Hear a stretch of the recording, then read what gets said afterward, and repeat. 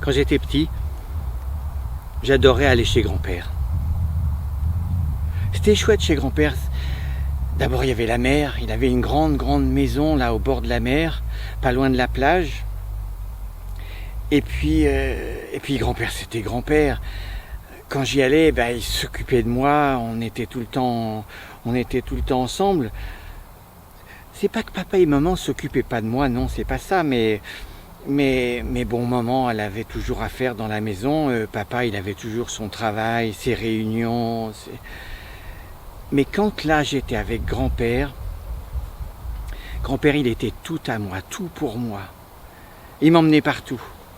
Il avait une sorte de carriole dans laquelle il m'emmenait quand il allait couper un peu d'herbe pour les lapins. Ou bien, il m'emmenait avec lui au jardin. Moi, j'adorais le jardin avec grand-père. C'était chouette. Il me laissait toucher un peu à tout. Je faisais pas de bêtises, mais voilà, je pouvais gratter un peu la terre à certains endroits, faire des courses d'escargots. Et puis il y avait aussi quelque chose qui était magique. C'est que pour arroser son jardin, il lui suffisait d'ouvrir une sorte de petite trappe, de petite vanne depuis le canal qui coulait à proximité. Et puis aussitôt, l'eau coulait dans les rigoles qu'il avait habilement tracées pour irriguer toutes ces cultures. Et ça c'était magique, voir l'eau progresser, rentrer petit à petit dans la terre, puis se mettre à couler, envoyer une feuille dessus pour qu'elle coule et voir le chemin qu'elle faisait, ou une coquille de quelque chose quand il y avait. Ouais, ça c'était bien. Et puis il y avait quelque chose qui était magique aussi, c'est qu'avec grand-père, je pouvais toucher et manger des fraises, et même des tomates. Mais ce qui m'intéressait le plus, c'était les fraises. Parce que mon papa, il avait eu un jardin chez quelqu'un qui était devenu un peu trop âgé pour l'entretenir. Et donc, quand on allait là-bas, il fallait surtout pas toucher aux fraises. Surtout pas. Mais avec grand-père, c'était possible. Et ça c'était chouette. Et puis, il y avait encore autre chose.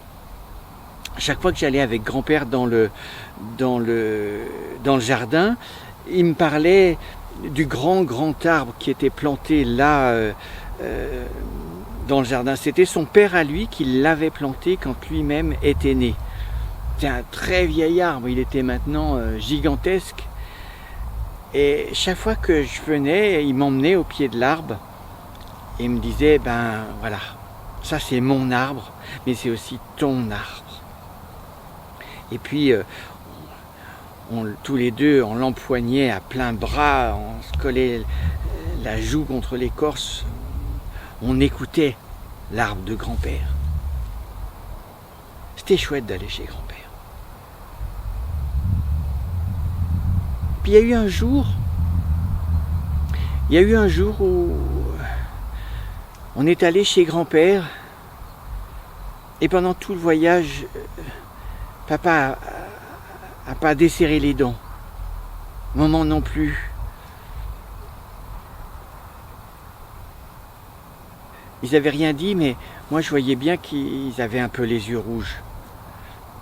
Et quand on est arrivé chez grand-père, c'était bizarre. C'était bizarre parce que la maison, elle était toute ouverte. Il y avait des fenêtres qui battaient, et personne ne songeait à les fermer. Maman, je ne sais pas où elle était. Papa, si. Papa, il était dans le jardin, assis dans le fauteuil que grand-père affectionnait tant. Il était là, son chapeau avait roulé. Il n'était même pas allé le ramasser.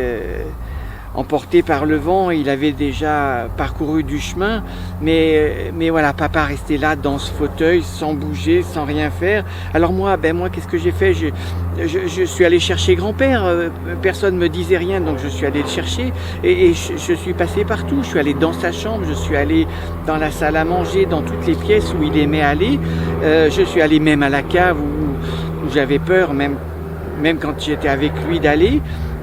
Et puis je ne l'ai pas trouvé. Et puis après je suis allé dans le jardin et puis j'ai pas trouvé grand-père. Et toujours personne qui me disait rien. Alors finalement je suis allé là dans le carré de fraises et puis j'ai cueilli des fraises et puis je les ai écrasées dans mes mains jusqu'à ce que le jus coule à travers mes doigts. Et puis je suis allé jusqu'au marronnier. Le marronnier, j'adorais cet arbre. À l'automne, il y avait les gros marrons bien brillants. Mais là, c'est pas ça qui m'intéressait, c'était le marronnier. Alors je l'ai empoigné de toutes mes forces. J'ai collé ma joue contre le marronnier. J'ai senti les larmes couler sur mes joues et puis je me suis un peu râpé la joue. Et puis après, sans rien demander à personne, j'avais retrouvé l'épée en bois que grand-père m'avait fabriquée. Et puis, je suis allé là au bord de la mer et puis je me suis mis à hurler, à trépigner, à me battre contre les vagues, à pleurer, à laisser cet océan de larmes me submerger autant que les larmes me submergeaient. Et je me suis fait une promesse. Je me suis fait la promesse de ne plus jamais pleurer. Plus jamais. Et puis je suis devenu grand. Un jour ou l'autre, on devient grand. Enfin, c'est ce qu'on croit. Et je suis devenu infirmier. Je n'ai pas été infirmier toute ma vie, non. Au fond, c'était une erreur. Infirmier. C'est pas que je faisais mal mon travail, mais voilà, on n'a pas tous les mêmes missions. Et moi, ma mission, c'était pas d'être soignant. C'était pas ça ma mission.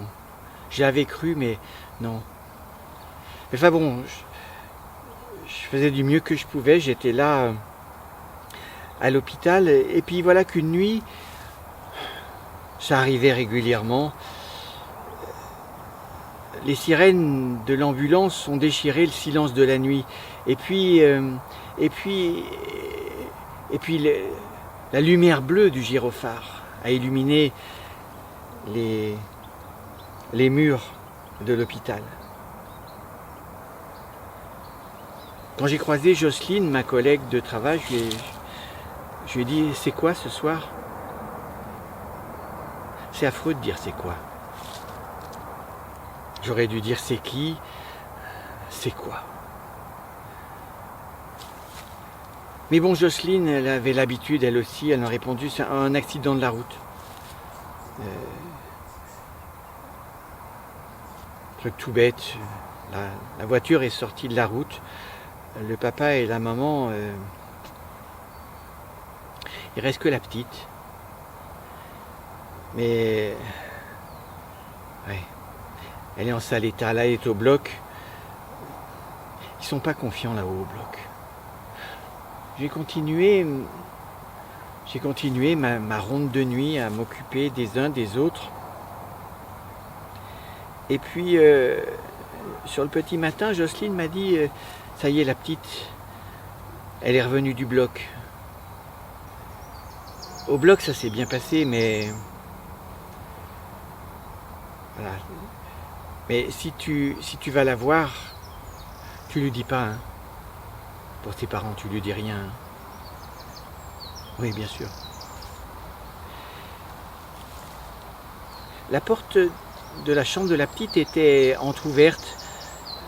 Je l'ai poussée. J'ai fait 3 pas à l'intérieur. Elle était là, toute tranquille sur son lit, très pâle,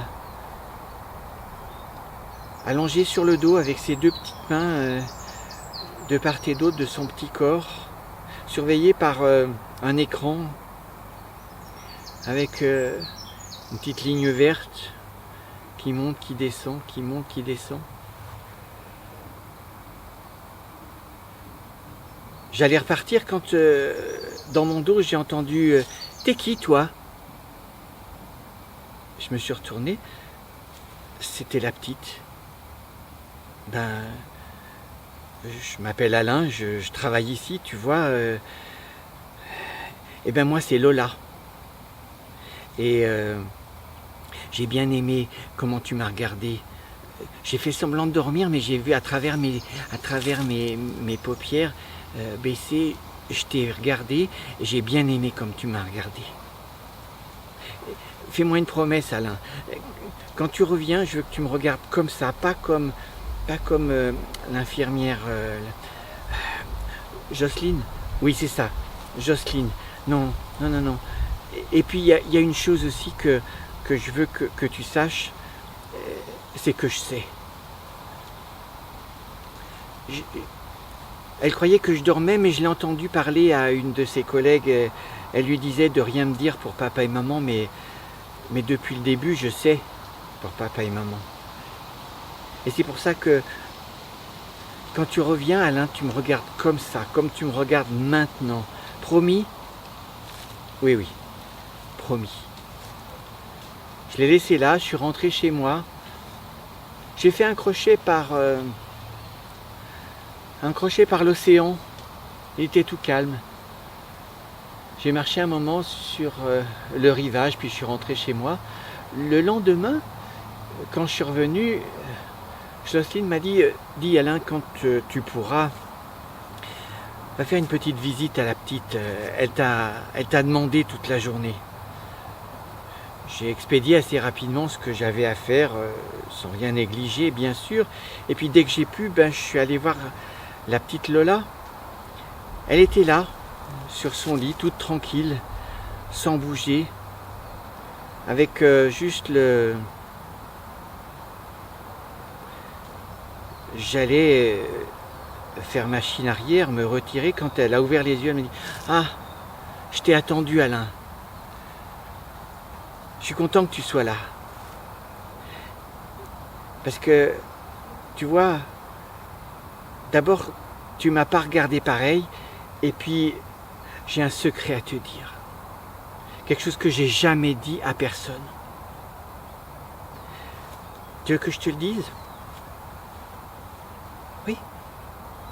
Eh bien, je dois te dire que moi, je viens du ciel. Je viens des étoiles. J'ai dû avoir un petit sourire parce qu'elle a dit « Tu me crois pas? Mais écoute, tu sais, moi, avant d'être venir là, j'étais là dans le ciel, j'attendais mon tour pour devenir l'enfant de quelqu'un. Et puis quand ça a été mon tour, on m'a dit « Tiens, assieds-toi là, regarde depuis ce rebord du monde et choisis. » Alors j'ai regardé des papas qui n'étaient pas encore papas, des mamans qui n'étaient pas encore mamans, j'en ai vu plein. Et puis au bout d'un moment, j'en ai vu deux qui étaient très beaux, ils étaient tous les deux accoudés à une sorte de petite rambarde, à une fenêtre très haut perchée au sommet d'un immeuble. Ils semblaient très amoureux et ça m'a donné envie de devenir leur petite fille. Et c'est eux que j'ai choisi et je suis devenu leur petite fille et ça a été mon papa et ma maman. Tu me crois, Alain? Oui, bien sûr que je te crois, Lola. Bien sûr. Mais ça... Elle était fatiguée. Alors je l'ai laissée, je lui ai dit que je repasserais, mais quand je suis repassé, elle dormait. Le lendemain, j'étais de congé, je vaquais à mes occupations quand mon téléphone a sonné et c'était Jocelyne qui m'appelait, qui me disait « Dis Alain, je sais bien c'est ton jour de congé, mais là, s'il te plaît, il faudrait que tu viennes parce que la petite, ça va vraiment pas bien.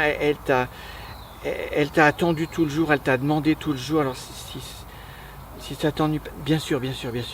J'ai laissé là tout ce que j'avais à faire. Je suis arrivé à l'hôpital, j'ai à peine salué mes collègues et je suis arrivé dans la chambre de Lola. Elle était là, sur son lit, sans bouger, avec ses petites mains qui ne bougeraient sans doute jamais plus. Quand je suis arrivé, elle a ouvert les yeux. Elle m'a regardé. La veille, quand je lui avais dit au revoir, sur le moniteur, là, au moment où on m'avait dit au revoir et souri, il y avait eu une bosse un peu plus forte. Mais là, quand elle a ouvert les yeux et qu'elle m'a souri, non. C'est resté pareil.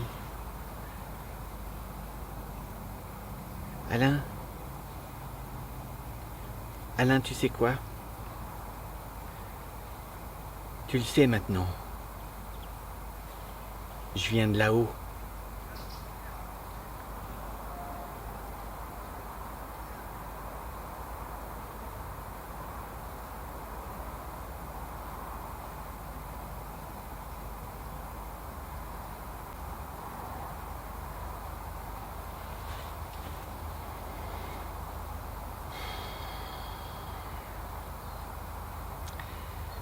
J'ai dit au revoir à personne.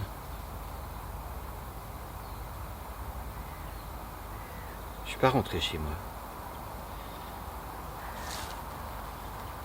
Je suis allé là, au bord de l'océan. Cette fois-ci, il y avait des vagues. Beaucoup de vagues.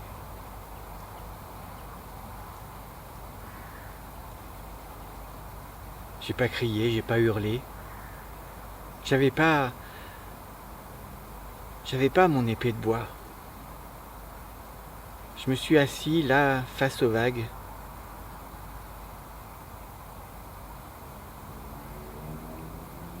Et j'ai pleuré.